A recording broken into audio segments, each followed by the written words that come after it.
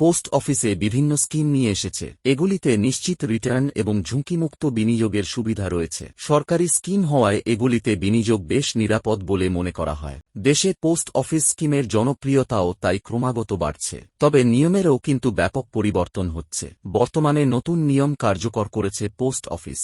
আপনিও পোস্ট অফিসে বিনিয়োগ করতে আগ্রহী হন, তবে এ সম্পর্কে জানা আপনার জন্য গুরুত্বপূর্ণ। তথ্য ক্রস চেক করা হবে। 1 এপ্রিল 2023 থেকে যে কোনো পোস্ট অফিস স্কিমে বিনিয়োগের জন্য প্যান কার্ডের তথ্য প্রদান করা বাধ্যতামূলক করা হয়েছিল। এটি ছাড়া কিন্তু বিনিয়োগ সুবিধা পাওয়া যায় না। এখন আবার পোস্ট অফিস আয়কর বিভাগের সঙ্গে প্যান কার্ডের সেই সমস্ত তথ্য যাচাই করবে। তারা ক্রস চেক করে দেখবে যে এর মধ্যে প্যান কার্ড এবং আধার কার্ড লিঙ্কের তথ্যের সঙ্গে প্যান কার্ডে দেওয়া তথ্য মিলছে কিনা। উল্লেখ্য, প্যান কার্ড যাচাই করার এই ব্যবস্থা 30 এপ্রিল 2024 পর্যন্ত বলবৎ ছিল। কিন্তু যেহেতু এখন পিপিএফ, এনএসসি এবং অন্যান্য ছোট সঞ্চয় প্রকল্পে বিনিয়োগের জন্য প্যান, আধার বাধ্যতামূলক হয়ে উঠেছে, তাই 7 মে 2024 জারি করা ডাক বিভাগের একটি বিজ্ঞপ্তিতে বলা হয়েছে যে প্যান যাচাইকরণের সঙ্গে সম্পর্কিত সিস্টেমটি 1 মে 2024 থেকে ফের কার্যকর হয়ে সংশোধন করা হয়েছে। মনে রাখবেন, প্যান যাচাই করিয়ে ফর্ম 60 হাতে না পেলে অ্যাকাউন্ট খুলতে পারবেন না।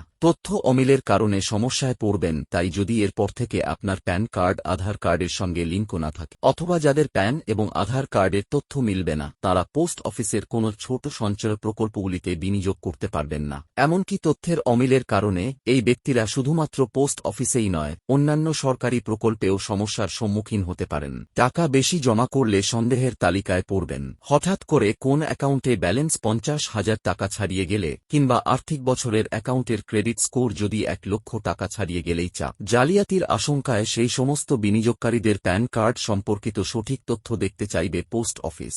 বেশি টাকার লেনদেনও সন্দেহের চোখে দেখে পোস্ট অফিস। 1 মাসে অ্যাকাউন্ট থেকে 10,000 টাকার বেশি তোলা হলেই প্যানের বৈধতা যাচাই করতে বলে পোস্ট অফিস।